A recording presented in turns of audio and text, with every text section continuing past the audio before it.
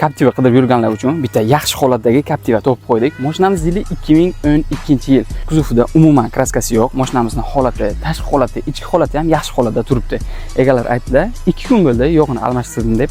Kolodkalari, xadavoy, korobka, balon holatlari hamma joyi yaxshi holatda turibdi. Mashinani faqat olib minishga olsangiz bo'ladi. Ichki holatlarini ko'rishlaringiz mumkin. Juda ham yaxshi, sveji holatda turibdi.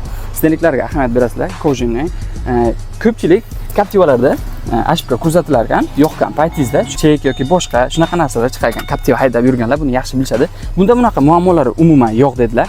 Hammasi juda ham yaxshi holatda turibdi. Mashinamiz yurgani 325 ming kilometr yurgan, metan gaz balon yo'q, faqat mashinani benzinda haydashgan. Xullas mashinamiz juda ham akkuratni saqlangan. Balonlarga ahamiyat berasizlar, yangi balon qo'yilgan, 4 ta kalotkani ham yangi qo'ydim dedilar. Akkumulyator yangi bo'lsa-da, minishga tayyor holatda turibdi.